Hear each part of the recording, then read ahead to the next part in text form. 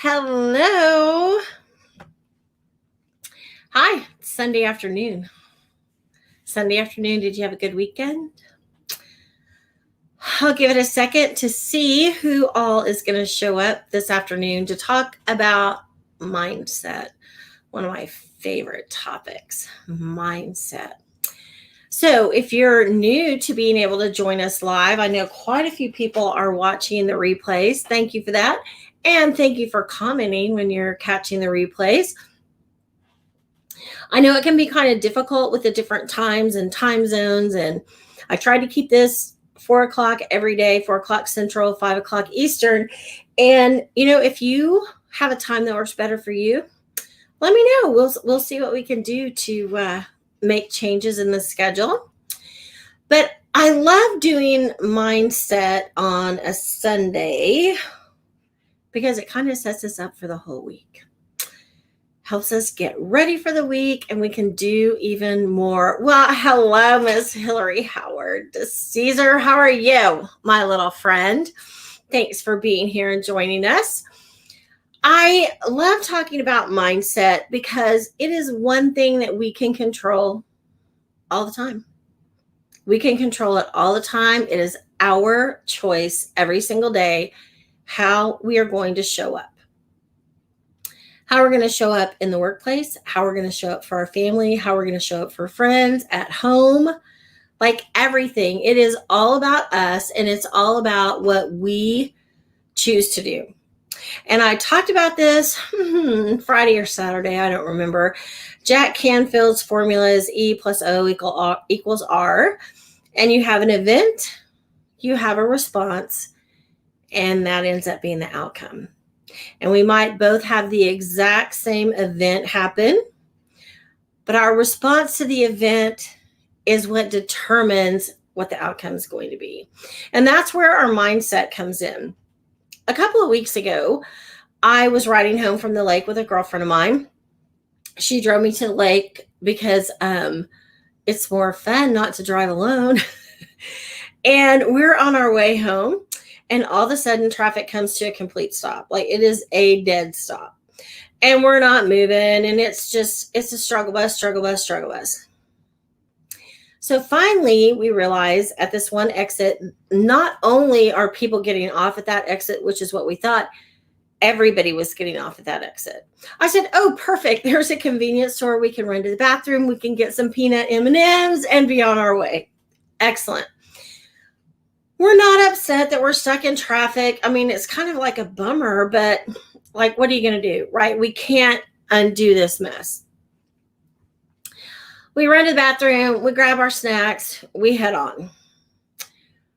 And I find out that someone had gotten on the interstate, I-40, that goes, coast to coast through the middle of Oklahoma, east and west, had gotten on at 11:30 in the morning, going the wrong way. And I don't know that I ever heard exactly how many cars were involved, but one car was hit, a mom and dad, 2 kids. I'm going to guess the kids were 8 and 11. In the end, both parents died. The daughter was released a few days later from the hospital, but the son had a severed spinal cord. And so we don't really know the outcome of that young man and our child, and what's going to happen with his life. But it was one person's bad choice. And the guy who was driving the car the wrong way on the highway, he did perish also in the wreck. Like, the lasting effects are great. But my friend Sarah and I could have been very upset about being stuck in traffic on a Sunday trying to get home. And we could have been sending out all kinds of bad mojo all over the place. But we were like, oh, dang, there's a bad wreck. We should call a few people who left after us and tell them where to get off, right? Because there are other ways to get home. Today, I'm driving along. I don't know if I've told you, but I have a Toyota Avalon. The paint started chipping off. It's 10 years old. Come to find out, it's under a recall. So they took my car, the end of April. And I've had this loaner car ever since. Had this loaner car ever since. And it's nice. It had 200 miles on it when I got it. It's a super nice car. But you don't know how another car is going to drive. Well, it's been raining off and on my whole drive home today. I need to get home because I have to go live, right? I took a shower. I didn't have hair. I didn't have makeup. I needed to get home and get ready for you. All of a sudden, traffic comes to a screeching halt. Like it's lock up your brakes. And I am holding my breath. Is this car going to stop? Car stops, make it, we're just barely rolling. And I'm thinking to myself, this could be really bad, or it could just be, somebody was stupid on the wet roads and had a minor accident, but it backs everyone up. I'll just be cool, calm, and collected till I get through it, because I don't need to be all stressed out for an afternoon of work, because when I finish this, I have several more hours to go. And I was like, yeah, I'll be good with this. I see at least 4 more wrecks before I got home. And I saw a convoy of military personnel, and one had gone through the center barrier and was on its side. And there were at least 8 or 10 military vehicles involved in that wreck. It was a mess. Mindset. I'm going to make it home on time. I called my friend Sarah because I didn't know if she left before me or after me to tell her where to get off on the highway. And she says, where's the wreck? And I said, get off at your turnpike, because she lives north of me. Get off on the turnpike, get out of this mess. And she said, so what do you have going this afternoon? I said, I have to be home. I have to go live at 4. She said, what are you going to do if that wreck ties you up longer? And I said, push comes to shove, because I can't do live in my car, right? That is dangerous. If I had my car back, I have a stand for my phone, but in this loaner car, I do not. I said, I'm going to do a quick post, and I'm going to say, we're going to start later, right?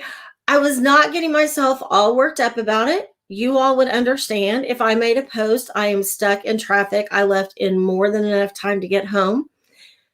But there were multiple wrecks because of the rain. You get a little bit of rain and everybody drives like an idiot.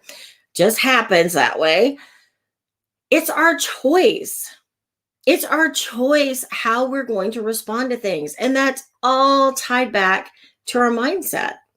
And my mindset was, I'm going to get home in plenty of time to be ready to go.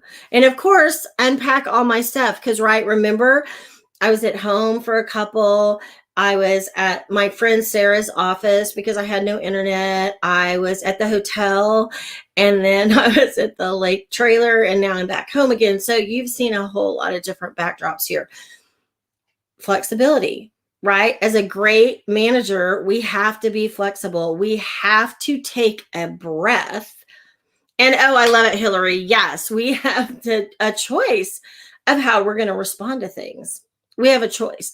So that person who walks into work as a sourpuss, like they're an absolute complete sourpuss, and they walk in the office and they bring everybody down. I have a friend, and she worked with a woman, and my friend's desk was towards the back of their area. And the woman would walk in the door, literally walk in the door and go, ugh. And it set the tone for the whole area, the whole division, section, whatever it was called. That whole group of people were affected by the one person's bad attitude when she walked in the door. Okay, so now you're the manager, you're the leader. Let's say you walk in 2 minutes later. The atmosphere is already crappy. Right? Your pain in the butt employee has always already created that. What are you going to do? What are you going to do? How are you going to change the dynamic and that culture? You have to decide before you ever go in. It is your choice how you're going to show up. If you wake up in the morning and you stub your toe, and then you go to get dressed and you drop your lipstick or you drop your cologne, whatever, you ruin your top, you change clothes, you go in the kitchen, you get your coffee. I don't drink coffee, so this particular issue wouldn't happen to me, but I know most people do drink coffee. And then you spill coffee down your front. Then you get in the car and drive to work. And on your way to work, big traffic jam. and you're cussing and discussing and shaking your fist at the world. Why is this happening to me? I had meetings today. You set your whole day up and everything goes wrong. Why does everything go wrong? Why is it a domino effect? Like attracts like. Your bad attitude when you stubbed your toe that morning just kept bringing more negative energy, bad mojo, whatever you want to call it. It just kept coming to you. It just kept coming. So when you wake up in the morning, what do? How do you like put it into that? Like, I'm done with this. What are you going to do? You can wake up first thing in the morning and you stub your toe and you can say, wow, I'm glad I got one bad thing out of the way today. The rest of the day is going to be great. Focus on gratitude, focus on hopefulness, focus on the good, and you can turn your day around. What's that saying? Turn that frown upside down and you'll feel better. It's true. It's true. We have complete control over how we feel about things. Sometimes we need to feel our feelings. I'm not saying don't feel your feelings, but don't waller there. Learn the lesson and move on down the road. So what is mindset? What is your mindset around work? When you have to either walk into the office or fire up your computer because you're working from home, what is your mindset when you walk in the door or turn on the computer? Do you have a mindset of hopefulness and I'm going to have a great day and I'm going to get a lot done and everything's going my way? What's that song? Everything's going my way. Or do you walk into the office, fire up your laptop and just, this is going to be a crap day. I have meeting after meeting after. You create that. You absolutely create your bad day. Some things are going to happen that you really don't have any control over, but you have control over your attitude about it. So you can choose what your mindset is. Did you ever apply for a promotion and you didn't get it? And you don't know why? Because the person who got it may not have had as good a credentials as you do. It could be how you interact with other people. It could be that mindset. It could be that negativity and drama that you bring into the place. I knew a gal at work and she was missed over or passed over for multiple promotions. And she couldn't understand it. Like, why are they not picking me? And I didn't know for sure why they weren't picking her. I heard like under the counter why they may not be picking her. But she had a horrible attitude. She was negative about everything she did, everything she approached, everyone she encountered, and nobody wanted to deal with her. So what are you going to do to get your mindset in the right frame so that you can be a superstar manager? I heard long ago and far away when my husband and I first got married that men have approximately 25,000 words a day and women start with like 50,000. I probably have more like 100,000. My husband has at least 50 because he's a talker too. He says he's not, but I promise you he is. And in this, they said, people, especially men, when they come home from work, they need to separate work from home. Like they just need that few minutes to disengage from what happened at work. I think it happens for women too, but this was kind of a, male-dominated society group that I was in. And they said, men, park at the end of the block, turn the radio off, sit there in silence, do some deep breathing so you're ready to engage with the family when you walk in the door. Wives, if you got home first and the kids are running around screaming and acting a fool and your husband's getting ready to come in, do not hit him with everything that's happened the minute he walks in the door because they can't handle it. They need a transition period. I think we could all benefit from taking a transition period. If you had a crazy drive to work or a crazy commute, however you got there, or you had a crazy time because your computer didn't turn on, or like that one day when I turned mine on and the whole hard drive was crashed, take a few minutes, Take a few breaths before you step in and engage with people. And then be mindful and present when you're there. Be mindful and present when you're there. Then when you leave at the end of the day, I heard this just recently. I thought it was a great idea. Make a list of the 3 things that you accomplished that day. Instead of the list of things you didn't get to, make a list of the 3 things you did accomplish. So when you walk out the door, you feel good about your day. You feel good about what you did. Other ways you can help with your mindset. You can be mindful of what you're doing.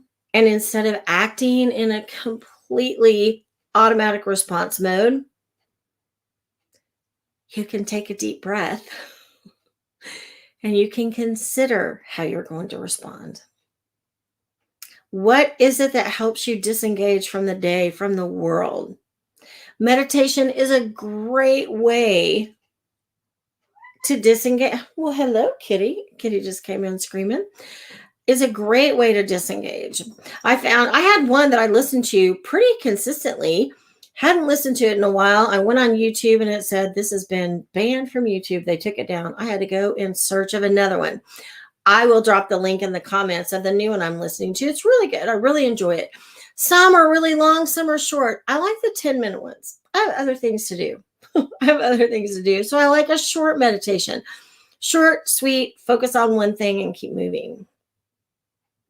You need to clear your mind. You need to clear your space in your head so that you're ready to engage with the people you have to engage with. Your mindset is so important. Your negative mindset destroys other people around you. I was in a really bad situation at work, and I kind of wonder how I have any friends left because it consumed me for a long time. It absolutely consumed me because it was just so much. So when those kind of things happen, get help, whatever that help looks like. But don't dump your horrible situation on everybody around you, right? Because at some point, they're tired of hearing it. And you can change your mindset and your perspective, and that horrible position, that horrible situation shifts. It makes a shift, and it creates a ripple effect on everyone. If you can harness your thoughts and your mindset, you can go anywhere. And your mindset has to do with multiple areas of your life. Money is a huge mindset. I have to keep this job. I have to stay here because I have to have money. That is a mindset. I totally appreciate that, right? I stayed at a job because at some point I had been there too long to lose my benefits. I had to stay till the end. So the question becomes, if you're in a work situation that is not the best, what can you do to make a shift of your mindset? A great shift for me was to make a list of all the reasons I was thrilled that I was there. What are all the reasons I'm thrilled that I'm there? That's that whole gratitude piece.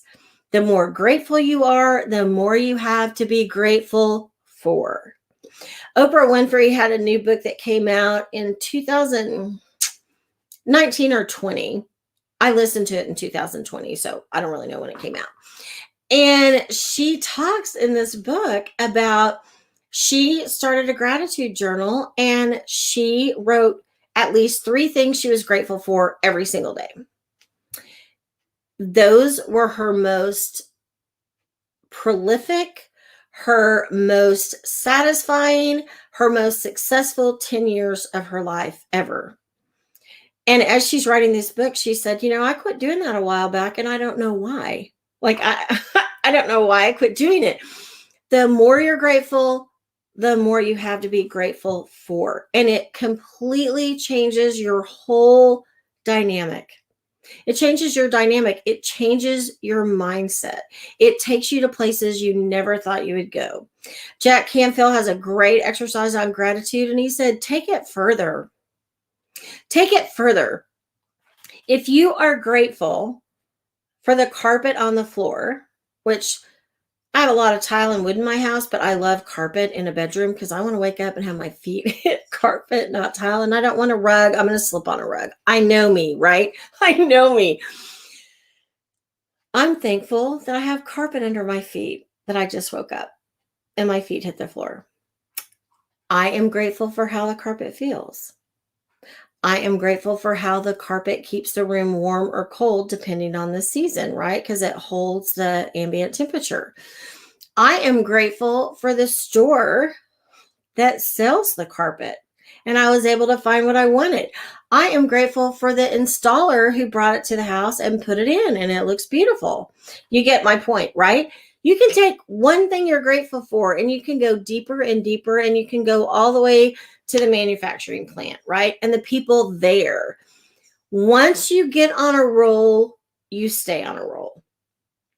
There is proven research out there that if you ask a group of people, let's say you split a room in half, and you ask half the room to tell you all the positive things about a certain situation, and you ask the other half to tell you everything that's negative. Then you have them switch, and the team that did the positive now does negative. The team that did negative now does positive.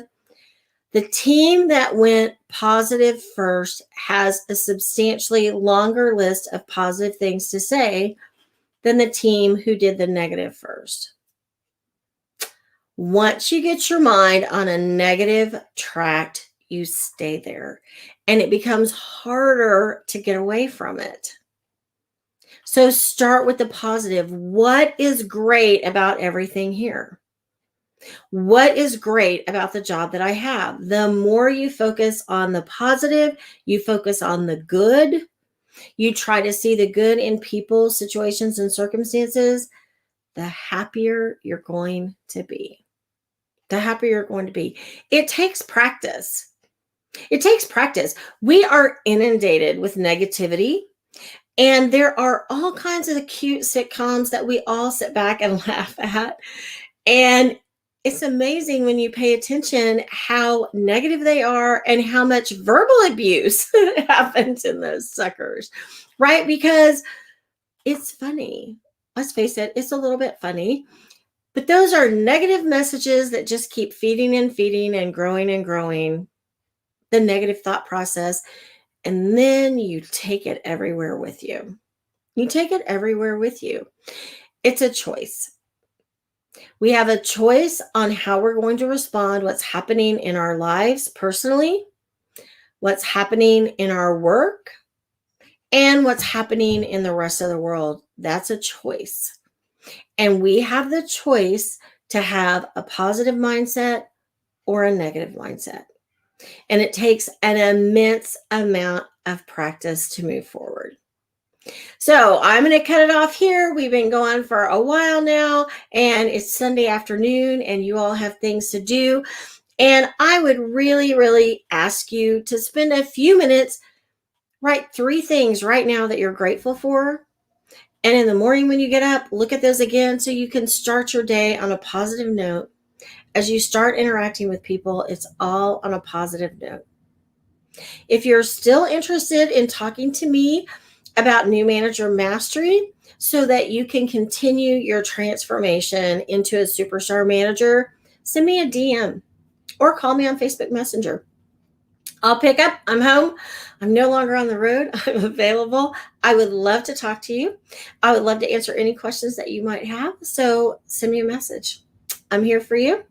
And tomorrow, we're going to be talking about core values.